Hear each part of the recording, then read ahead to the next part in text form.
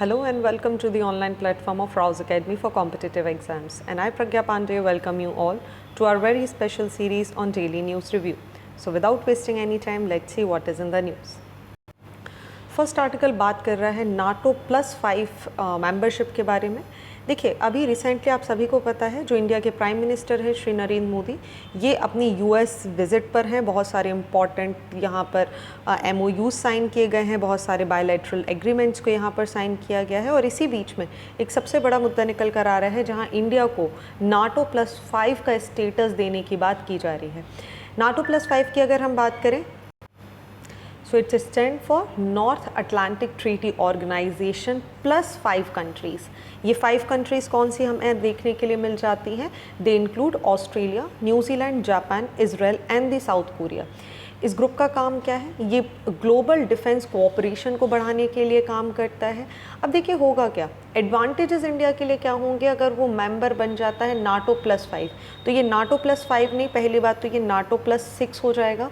India को access मिल जाएगा seamless intelligence sharing के लिए between India and all these member countries. India would also get access to the latest military technology without much of a time lag. India would also get further strengthening. India अपने defence partnership को strengthening कर पाएगा, not alone with these country but also USA।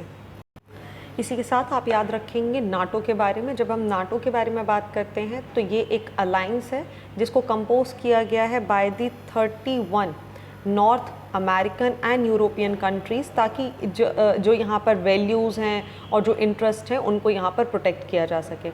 ये organisation establish की गई थी through the signing off the North Atlantic treaty, जो कि वॉशिंगटन में साइन की गई थी ऑन द 4 अप्रैल 1949। इसीलिए आप इसका नाम देखते हैं तो it is the North Atlantic Treaty organisation.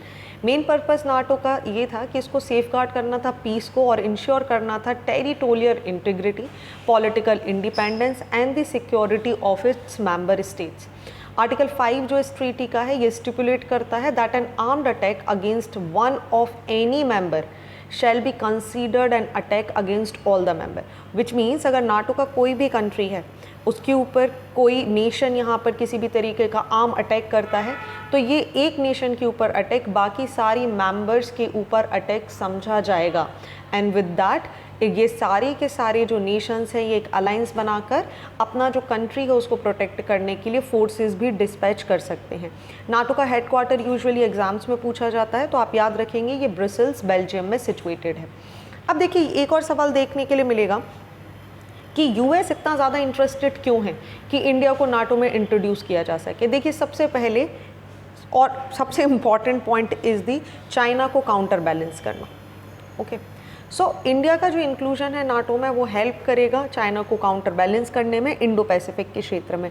वहीं डिफेंस टाइज को स्ट्रेंथनिंग करना, क्योंकि इसके बाद आप देखेंगे तो रीजनल स्टेबिलिटी आपको देखने मिलेगी। नाटो का जो रीच है वो इंडियन ओशन तक आपको देखने मिल जाएगा, इंडो पैसिफिक इसके रडार के अंदर आ जाएगा। And so that what US can do, ये यहाँ पर human right, democracy and freedom of navigation को भी प्रमोट कर सकते हैं। अब बार बार एक और यहाँ पर सवाल देखने के लिए मिलेगा कि इंडिया के जो एक्सटर्नल अफेयर्स मिनिस्टर हैं आप देखेंगे मिस्टर S जयशंकर, वो पहले भी इस फ्रेमवर्क को यहाँ पर रिजेक्ट कर चुके हैं। क्यों? इनका बोलना है कि ये जो प्रपोजल यहाँ पर जो टैम्पलेट इसको डिज़ाइन किया गया है it does not even apply on India. Reason क्या है इंडिया के डिनाइल के, ये भी बात हमें जानना ज़रूरी है। पहला तो इंडिया का एक जो ट्रेडिशनल परस्यूड है वो है नॉन अलाइंड फॉरेन पॉलिसीज़, जिसमें अगर हम बात करें जो किसी स्ट्रैटेजिक ऑटोनोमी को अवॉइड करने के लिए, फॉर्मल मिलिट्री अलाइंसेस बनाने के लिए इसको अवॉइड करता है। इसके अलावा रीजनल पार्टनरशिप, इंडिया की अगर आप बात करेंगे तो इंडिया प्रेफर करता है रीजनल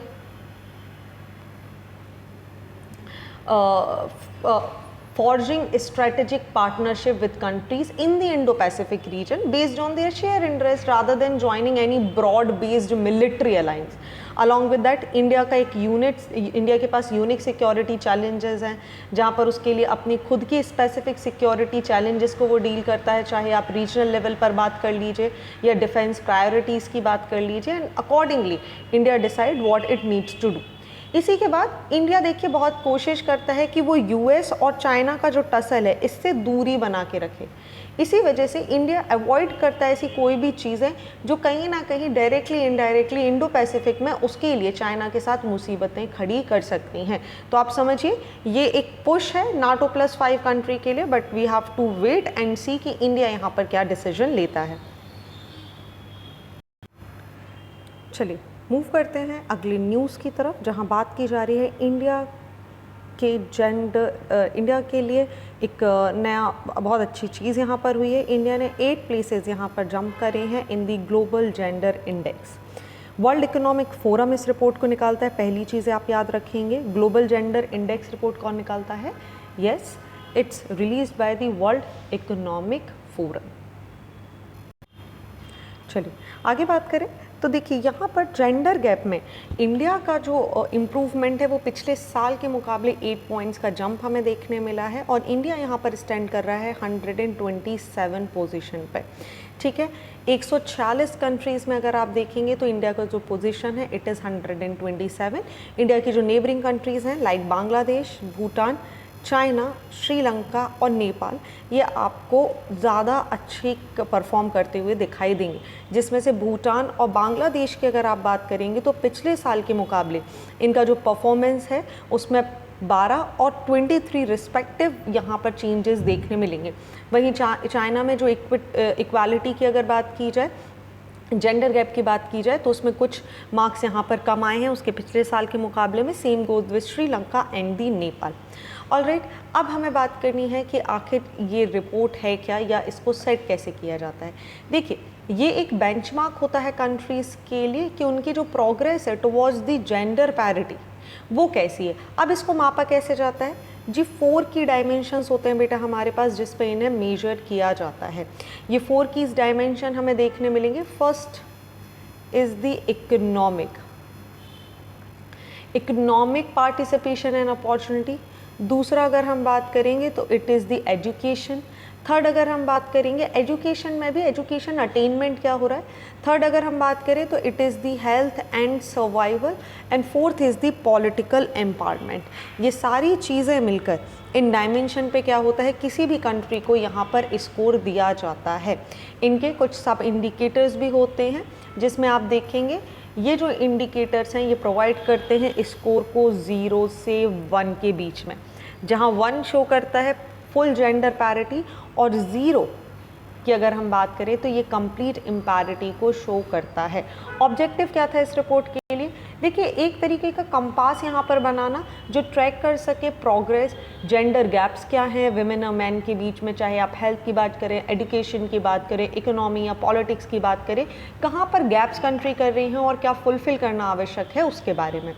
नेक्स्ट अगर हम बात करते हैं तो थ्रू दिस एनुअल यार्डस्टिक जो स्टेक होल्डर्स होते हैं सारे कंट्रीज़ के वो उनको कहीं ना कहीं पता चल जाता है कि आगे आने वाले समय में वो जो पॉलिसीज़ बनाएंगे वो किस तरीके की होनी चाहिए, या अगर इस तरीके की कोई सिचुएशन है तो वहाँ पे विमेंस को या उनके रिप्रेजेंटेशन को अपलिफ्ट करने के लिए क्या किया जा सकता है। सो दिस इज़ इम्पॉर्टेंट, आप याद रखेंगे। अलॉन्ग विद दैट आपको ये भी पता होना चाहिए कि इंडियन गवर्नमेंट की इनिशिएटिव क्या है जब आप बात करते हैं जेंडर गैप को लेकर। देखिए, सबसे पहले सबसे important switch is the Beti Bachao Beti Padhao, इसके बाद महिला सशक्तिकरण केंद्र, महिला पुलिस वॉलंटियर्स, राष्ट्रीय महिला कोष, सुकन्या समृद्धि योजना, फीमेल एंटरप्रेन्योरशिप, कस्तूरबा गांधी बालिका विद्यालय, ये सारी चीज़ें आपको देखने मिलेंगी। इसी के अलावा महिलाओं को गवर्नमेंट ने पंचायती सिस्टम में 33% का रिजर्वेशन यहाँ पर दिया है ताकि जो पॉलिटिकल उनका रोल है वो हमें देखने के लिए मिल जाए। ओके, चलिए इसके अलावा आपको क्या जानना ज़रूरी है? देखिए, किसी भी न्यूज़ में हमें जानना ज़रूरी है जिसने रिपोर्ट निकाली है उसके बारे में भी। वर्ल्ड इकोनॉमिक फोरम के बारे में थोड़ी सी चर्चा कर लेते हैं। वर्ल्ड इकोनॉमिक फोरम एक इंटरनेशनल ऑर्गेनाइजेशन है जो पब्लिक प्राइवेट कोऑपरेशन के रूप में काम करती है। इसको इस्टेब्लिश किया गया था 1971 में as a non profit foundation, जिसका हेडक्वार्टर आपको देखने मिलेगा जिनेवा, स्विट्ज़रलैंड में। मेजर रिपोर्ट्स ये इसके अलावा निकालता है energy transition index, global competitiveness report. कई बार पूछा गया है एग्जाम में ग्लोबल कॉम्पिटिटिवनेस रिपोर्ट कौन रिलीज़ करता है, तो it is done by the World economic Forum. Okay, global IT report, global gender gap report, global risk report and the travel tourism report भी रिलीज़ की जाती है WEF के द्वारा। चलिए आगे बढ़ते हैं। नेक्स्ट आर्टिकल बात कर रहा है 6 days yatra as the part of tribal outreach in Madhya Pradesh. देखिए रिसेंटली हुआ क्या है, union home minister Amit Shah ने यहाँ पर विजिट किया है बालाघाट को, मध्य प्रदेश में सिचुएटेड है। Madhya Pradesh civil services examination के लिए इम्पॉर्टेंट हो जाता है। ये यहाँ पर क्या करने वाले हैं, एक देखिए 6 दिन का एक प्रोग्राम होता है वीरांगना रानी दुर्गावती गौरव यात्रा, इसको यहाँ पर ये अटेंड करने वाले हैं। नाउ द क्वेश्चंस कम कि आखिर ये यात्रा है क्या। देखिए आप सभी रानी दुर्गावती की वीरता से परिचित होंगे। इसके लिए गवर्नमेंट ऑफ मध्य प्रदेश ने क्या किया है, इस गौरव यात्रा को यहाँ पर शुरू किया है। ये यात्रा 6 दिन की यहाँ पर होती है, 6 दिन की ये यात्रा होगी और इसको 5 अलग अलग डिस्ट्रिक्ट जो कि रानी दुर्गावती के जीवन से संबंधित है वहाँ से निकाला जाएगा। फॉर एग्जाम्पल इसकी शुरुआत आप देख रहे हैं बालाघाट में आपको दिखाई दे रही है, लाइक बालाघाट, दमोह, छिंदवाड़ा, सिंग्रामपुर और उत्तर प्रदेश का कलिंजर फोर्ट, ठीक है, सीधी का धोनी और शहडोल के लिए यहाँ से इसको ले जाया जाएगा। ओके, अब देखिए क्यों अलग अलग जगह से लेके जा रहे हैं। देखिए कलिंजर फोर्ट की जब आप बात कर रहे हैं उत्तर प्रदेश की, तो ये वही फोर्ट है जहाँ पर इनका जन्म हुआ था। उसके बाद अजयगढ़, पवई, बड़वारा जैसी जगहों से होते हुए ये यात्रा यहाँ पर पूरा अपना रूट कंप्लीट करेगी। गोंडवाना रूलर्स में रही हैं रानी दुर्गावती, जिन्होंने लगभग 15 साल तक बहुत ही वीरतापूर्वक शासन किया और लगभग 50 युद्धों में, 50 वॉरफेयर्स में इन्होंने पार्ट लिया। इन्होंने 3 बार मुगलों को भी हराया और अपना जो पूरा इनका लाइफ था वो सिर्फ और सिर्फ इसी तरीके की इन तरीके की लड़ाइयाँ करते हुए जो अपने देश की और अपने साम्राज्य की रक्षा करते हुए निकाल दिया था। ओके, अगर हम इनकी बात करें तो इतिहासकारों में अगर आप देखेंगे तो रानी दुर्गावती को एक बहुत ही ज़्यादा उच्च दर्जा दिया गया है। एक ये वीर, निडर और साहसी योद्धा थी और अपनी लास्ट ब्रेथ तक मुगलों के साथ आज़ादी की लड़ाई लड़ी। इसीलिए इनके बलिदान के लिए, इनको कॉमेमोरेट करने के लिए हर साल 1 हफ्ते का एक आयोजन किया जाता है जिसका नाम है यही गौरव यात्रा। Along with that, you will also remember some of the fact। इनका जन्म कहाँ हुआ था, 5 अक्टूबर 1524 को चंदेल एम्परर कीरत राय के यहाँ पर। फोर्ट ऑफ कलिंजर जो कि बांदा उत्तर प्रदेश में है वहाँ पर सिचुएटेड है। चंदेल डायनेस्टी से इनका रिलेशन है, आपको पता है विद्याधर जैसे बहुत प्रोमिनेंट राजा आपको यहाँ पर देखने मिलेंगे। इसी के अलावा अगर हम बात करें तो 1542 में इनकी शादी दलपत शाह से हो जाएगी जो कि एल्डेस्ट सन थे संग्राम शाह गोंड डायनेस्टी के। ओके, सो यहाँ से चंदेल और गोंड डायनेस्टी क्लोज आएंगी और इनके ही मैरिज के कॉन्सिक्वेंसेस आपको देखने के लिए मिलेंगे कि Kirat Rai got the help from the gods and his son in law Dalpat Shah at the time of invasion of Sher Shah Suri, in which Sher Shah Suri died. Okay, so this is one of the fact जो आप याद रखेंगे। चलिए आगे बढ़ते हैं। अगले आर्टिकल के बारे में बात करें तो यहाँ पे इशू निकल कर आया है मणिपुर का। मणिपुर में आपको रिसेंटली याद होगा कि यहाँ पर इंटरनेट सुविधाओं को शट कर दिया गया था, जिसको लेकर यहाँ पर मणिपुर हाई कोर्ट में पिटीशन लगाई गई और इन्होंने ग्रांट करा कि देखिए लिमिटेड इंटरनेट एक्सेस आपको देना होगा। क्यों? क्योंकि आप देखिए आप इनके राइट्स का हनन यहाँ पर कर रहे हैं, आप इनके फ्रीडम ऑफ एक्सप्रेशन का यहाँ पर हनन कर रहे हैं। अब इंडिया में अगर आप बात करोगे तो आप देखेंगे ये जो केसेस हैं इस तरीके की ग्लोबल इंटरनेट शट के, ये बहुत ज़्यादा वर्स होते जा रहे हैं। इनफैक्ट कई बार इंडिया को worst प्रिपरेटर of the internet shutdown country के नाम से भी जाना जाता है। रिसेंटली अगर आप देखेंगे तो ग्लोबल सिनेरियो में आपको देखने मिलेगा कि इंडिया टॉप पे कहीं पे आपको देखने मिलेगा। अकेले अगर हम 2022 की बात कर लें तो सिर्फ जम्मू एंड कश्मीर में 49 बार इंटरनेट को शट किया गया था, which is highest of any state in the country. इसके अलावा राजस्थान में आप देखेंगे 12 से भी ज़्यादा बार सिर्फ अकेले 2022 में इंटरनेट को शट किया गया है। नाउ द क्वेश्चंस कम कि क्यों इस तरीके की चीज़ें की जा रही हैं। देखिए यहाँ पर एक पब्लिक इमरजेंसी, 2 चीज़ें आपको देखना होगा, इसको इम्पोज क्यों किया जा रहा है। पब्लिक इमरजेंसी और इन interest of the public safety. जो कि section 5 clause 2 of the telegraph act 1855 of telegraph rule का पार्ट बनती है। वो बताती है इस तरीके की किसी भी सिचुएशन में आप क्या कर सकते हैं, आप ऐसे इम्पोजिशंस ला सकते हैं। लेकिन वहीं सुप्रीम कोर्ट ने इन दी अनुराधा भसीन, बहुत ही इंपॉर्टेंट है ये केस का नाम आप याद रखेंगे, Anuradha Bhasin versus union of India 2020 में एक डिसीजन यहाँ पर बताया था कि इनडिफिनाइट suspension of internet service was in contravention to the law as freedom of speech and the freedom to carry out commercial work. Okay और इसी को देते हुए यहाँ पर बोला गया कि internet was a fundamental right under Article 19. It was also held that such suspension should adhere to the principle of proportionality and must not extend beyond the necessary duration. ठीक है, तो आप अनंत काल के लिए यहाँ पर क्या नहीं कर सकते हैं, इंटरनेट को शट नहीं कर सकते हैं। ओके, नाउ द क्वेश्चंस कम कि भाई कई बार आप सुनते हैं ये वर्ड इंटरनेट शटडाउन, तो आखिर ये होता क्या है। देखिए, इसका मतलब होता है जितनी भी ऑनलाइन कम्युनिकेशन है डायरेक्टली जो किसी भी फंक्शन पे इम्पैक्ट डाल सकते हैं उसको यहाँ पर बंद कर देना, ताकि किसी भी तरीके के वायलेंस को यहाँ पर रोका जा सके। यूजुअली कोई भी जो वायलेंस का कवर होगा, रिपोर्टिंग क्राइम होगी, कांटेक्ट होगा लोगों से मिलने के लिए, उन सारी चीज़ों को यहाँ पे शट किया जाता है। इम्पैक्ट क्या होते हैं, देखिए सबसे पहले तो इकोनॉमिक लॉसेस देखने पड़ते हैं। इंटरनेट शटडाउन की वजह से ना ही सिर्फ नॉर्मल लोगों को बल्कि कंपनीज़ को, बहुत अलग अलग कंपनीज़ को लॉस होगा। सोशल डिस्ट्रप्शन हो जाता है, लोग आपस में कम्युनिकेट नहीं कर पाते, इन्फॉर्मेशन सर्कुलेट नहीं हो पाती, they have no clue, no idea कि चल क्या रहा है। पॉलिटिकल कॉन्सिक्वेंसेस आप देख सकते हैं, इसकी वजह से गवर्नमेंट को सप्रेस या डिसेंट या कंट्रोल्ड कई बार मान लिया जाता है। एजुकेशन सेटबैक हो जाता है। इंटरनेट आज की डेट में बहुत इंपॉर्टेंट है। Maximum students they are relying for their online classes. इसी के अलावा आप देखिए हेल्थ इम्प्लीकेशन, जैसे कोविड-19 पैंडमिक की आप बात करें तो इंटरनेट एक क्रिटिकल टूल बन के निकला हमारे लिए, जिसने हेल्थ इन्फॉर्मेशन, टेलीमेडिसिन जैसी इंपॉर्टेंट जो सपोर्ट है वो लोगों तक पहुँचाए थे। अब देखिए, आपने कई बार सुना है कि इंटरनेट शट हो गया। मैं आपसे एक सवाल पूछती हूँ कि कौन, इंडिया में ऐसी कौन सी अथॉरिटी है जो गवर्न करती है इंटरनेट शटडाउन को? Can you even guess? Okay, so internet shutdown का जो ऑर्डर होता है उसको गवर्न किया जाता है under the temporary suspension of telecom services under the public emergency और public safety rule 2070, under whom? Under the Indian Telegraph Act 1985।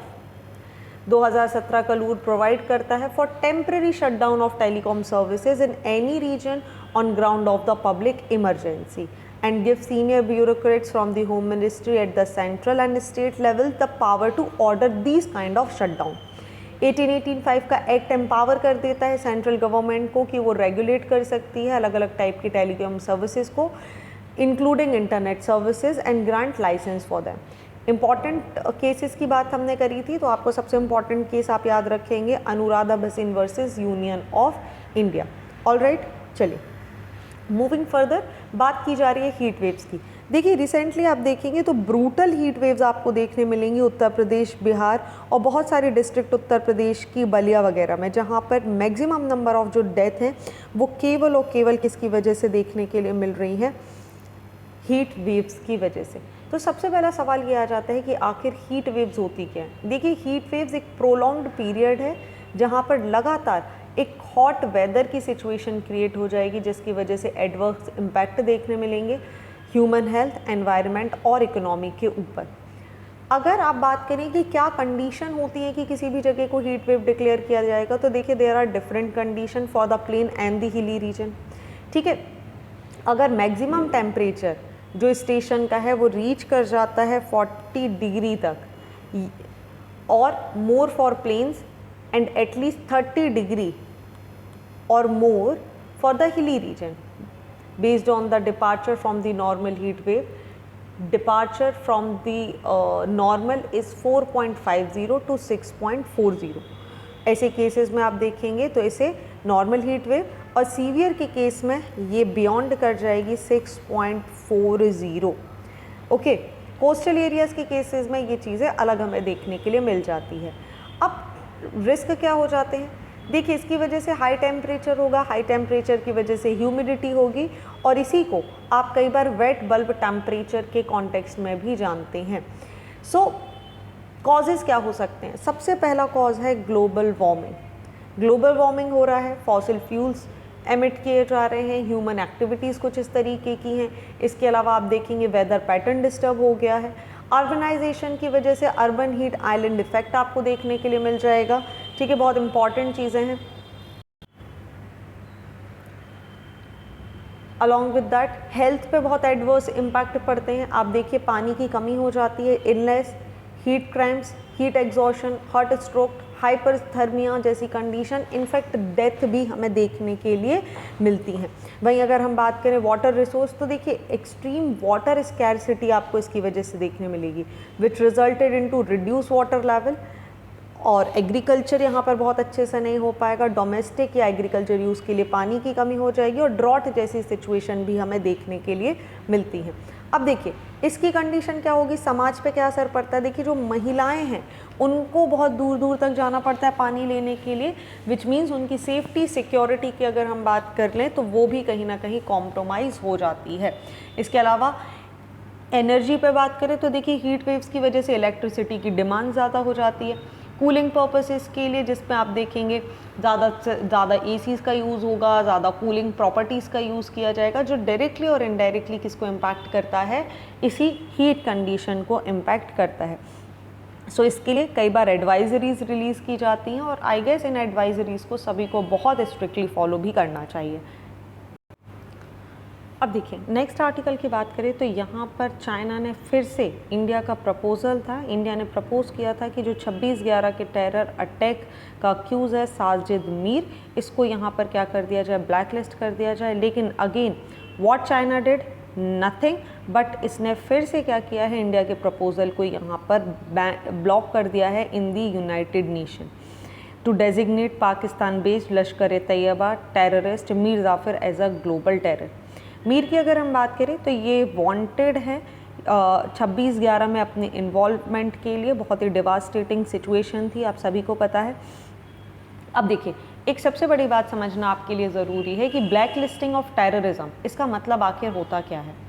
देखिए ड्यूरिंग इंडियाज 2 ईयर, और एल्स आप इस पॉइंट को समझिए, 1267 अलकायदा सैंक्शन कमेटी। देखिए ये कमेटी पार्ट है यूनाइटेड नेशन सिक्योरिटी काउंसिल का, और इसका काम है to implement international sanctions against terrorist. इसको इस्टेब्लिश किया गया था as the Al Qaeda and the Taliban sanction committee in 1999 after the UNSC resolution 1267 designated Al-Qaeda and the Taliban as the terrorist body. In 2011 एक सेपरेट कमेटी यहाँ पर form की गई थी तालिबान के लिए। अब देखिए होता क्या है, जब यूनाइटेड नेशन ब्लैक लिस्ट करता है किसी भी टेरर को, देखिए रेजोल्यूशन 1267 को अडॉप्ट किया गया था under the charter 567 of the United nation charter, और रिक्वायर करता है जितनी भी यूनाइटेड मेंबर्स कंट्री हैं कि वो यहाँ पर कुछ चीज़ें परफॉर्म करें, जैसे कि जिसको भी यहाँ पर ब्लैक लिस्ट किया गया है इनके जितने भी असेट हैं उनको फ्रीज़ किया जाए, ऐसे व्यक्तियों को टेरिटरीज़ में या इनके टेरिटरी के थ्रू ट्रांजिशन करने की परमिशन बंद कर दी जाए, प्रिवेंट कर दिया जाए डायरेक्ट या indirect supply, sale, transfer of arms and the military equipments to any individual और entity associated with these Al-Qaeda or the other terrorists. Okay, it also conductive to enhance the international counter-terrorism cooperation in response to the terrorist threat. इसी के साथ आप याद रखेंगे India rule करता है FATF को। FATF एक इंटरगवर्नमेंटल ऑर्गेनाइजेशन है जिसे 1985 में 1989 में इसको यहाँ पर इनिशिएट किया गया था of the G7 to developed policy to combat money laundering. In 2001 इसको मैंडेट कर दिया गया था कि जितनी भी टेरर फंडिंग और फाइनेंसिंग है उसको ब्लॉक किया जाए। हेडक्वार्टर की बात करें तो it operates from the Organization for Economic Cooperation and Development headquarter in Paris. Member countries की बात करें तो 39 इसकी मेंबर कंट्री हैं, जिसका पार्ट आपको इंडिया भी देखने के लिए मिलेगा। इसके अलावा आप देखेंगे तो लिस्ट, इसकी 2 लिस्ट यहाँ पर यूजुअली क्रिएट कर दी जाती है, grey list and the black list. Grey list का मतलब होता है ये एक वार्निंग है फॉर द कंट्रीज जो कि सेफ हैवन है फंडिंग प्रोवाइड करने के लिए किसी पर्टिकुलर टेरर को, तो उसको इन कंट्री के अंदर क्या कर दिया जाता है, ग्रे लिस्ट। ब्लैक लिस्ट मतलब ऐसी हाई रिस्क कंट्री जो कि टेररिज्म को काउंटर करने के लिए बाकी कंट्रीज़ की मदद नहीं कर रही हैं, लगातार फंडिंग्स यहाँ पर दे रही हैं, ठीक है, उनको इसका पार्ट बनाया जाता है। आप याद करेंगे तो ईरान, म्यांमार और democratic people Republic of Korea को ब्लैक लिस्ट का दर्जा दिया जा चुका है। ऑलराइट, चलिए आगे बात करते हैं। तो इंडिया की पहली mRNA वैक्सीन ओमिक्रॉन के अगेंस्ट अप्रूव हो चुकी है। देखिए जैमकोवैक OM इंडिया की पहली इंडिजीनियस mRNA वैक्सीन है जिसे ओमिक्रॉन वेरिएशन के लिए यहाँ पर बनाया गया था और इसको finally drug controller general of India ने इसे अप्रूवल दे दिया है। अगर हम इस वैक्सीन की बात करें तो mRNA वैक्सीन्स फंक्शंस करती हैं directly from the differently from the traditional vaccines. कैसे? देखिए ट्रेडिशनल वैक्सीन क्या करती हैं, they stimulate an antibody response by injecting a human with antigen. वहीं mRNA vaccine they inject a fragment of RNA। Okay, ये क्या इंजेक्ट करती हैं, RNA का फ्रेगमेंट इंजेक्ट करती हैं, sequence of virus directly into the cell which then stimulate an adaptive immune response. mRNA fragment is a specific piece of a virus that carries instruction to build the antigen of the virus. An advantage of RNA vaccine is that they stimulate cellular immunity. Unlike the DNA vaccines, mRNA vaccine are more fragile as the molecules degrade within minute when exposed to the outside environment, hence they need to be stored at extremely low temperature. mRNA और traditional vaccine से किस तरीके से difference है ये मैंने आपको अभी बताया। यहाँ पर क्या किया जाता है, वैक्सीन वर्क करती है बाय ट्रेनिंग द बॉडी कि वो रिकॉग्नाइज कर सके और रिस्पॉन्स कर सके to the protein produced by the disease causing organism such as virus और bacteria। वहीं ट्रेडिशनल में आपको क्या देखने मिलता है, they are made up of a small or inactive doses of the whole disease causing organism or the proteins that is produced which are then introduced into the body to provoke the immune system into the mounting a response। Okay वहीं mRNA vaccine यहाँ पे they tricks the body into producing some of the viral protein by itself. So they work by using mRNA और messenger RNA which is molecule that essentially puts DNA instruction into the action inside that particular cell। Alright, यहाँ पर एक diagram है जो आपके लिए काफ़ी helpful होगा। If you want you can take the screenshot. साथ ही आप अगर इस पूरे डिस्कशन का PDF डाउनलोड करना चाहते हैं तो आपको हमारे टेलीग्राम चैनल पर मिल जाएगा। You can get the link of Telegram channel in the description box. Okay, so this is the spike protein की mRNA कैसे वर्क करता है, बहुत इम्पॉर्टेंट है आपके लिए। ओके चलिए मूविंग नेक्स्ट। कल था इंटरनेशनल डे ऑफ योगा, ठीक है। यहाँ पर ट्राइबल मैट आर्ट विमेन को यहाँ पर इस टाइम पर यहाँ पर शामिल किया गया है। देखिए हुआ क्या है, Tribal Cooperative Marketing Development Federation of India is collaborating with the Ministry of AYUSH to supply 34,000 yoga mat products exclusively from the tribal artisan across the country. This will bear the distance, designs and the motif representation of their respective community। होगा क्या, जितनी भी mats हैं ये वाइब्रेंट्स हैं, diverse culture को यहाँ पर दिखाती हैं, इंडिया के हेरिटेज को दिखाती हैं और इंडिया का जो ट्राइबल है उसको यहाँ पर प्रमोट करने का काम भी करेंगी। अगर हम योगा डे के बारे में बात करें तो इस साल का जो थीम है it is the yoga for humanity, आपको थीम देखने के लिए मिलेगा। इंटरनेशनल डे ऑफ योगा का जो प्रपोजल है ये इंडिया ने दिया था during the opening of the 69th session of the United nation general assembly, जिसे 2014 में कंडक्ट किया गया था।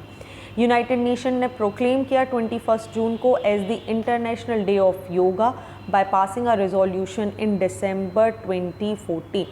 पहला योगा डे जिसे सेलिब्रेट किया गया था वो था 2015 में राजपथ न्यू दिल्ली में, जिसने अपने आप में Guinness world of book record यहाँ पर बनाया था क्योंकि ये वर्ल्ड का लार्जेस्ट योगा सेशन था जिसमें 35,985 लोगों ने भाग लिया था और लगभग 85 नेशनैलिटीज़ ने भी इसमें पार्ट लिया था। ये एक टाइमलाइन है कि इंडिया ने यहाँ पर प्रपोज़ किया 2014 में, 2015 में यूनाइटेड नेशन जनरल असेंबली ने इसे अडॉप्ट कर दिया और डिक्लेयर किया 21 जून को as the International Yoga day.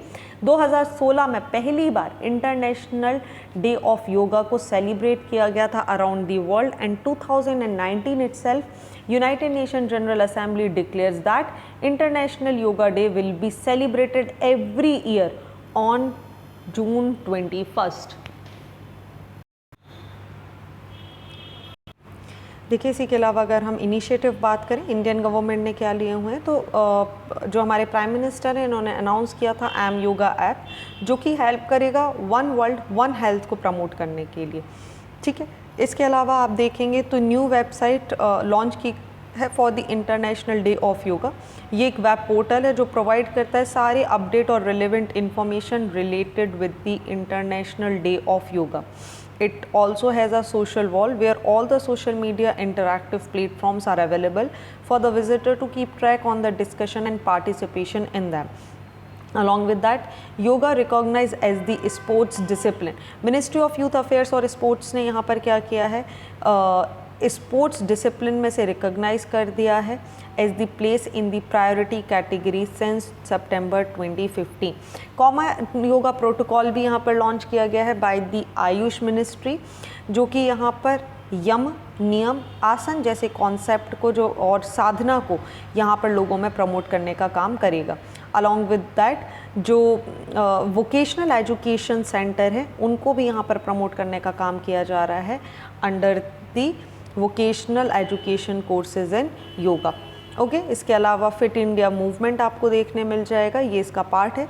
Various skill initiatives like the प्रधानमंत्री कौशल विकास योजना भी इसका एक फ्लैगशिप स्कीम आपको देखने मिल जाएगी, जहाँ पर स्किल डेवलप करने और एंटरप्रेन्योरशिप के लिए भी योगा को प्रमोट किया जा रहा है।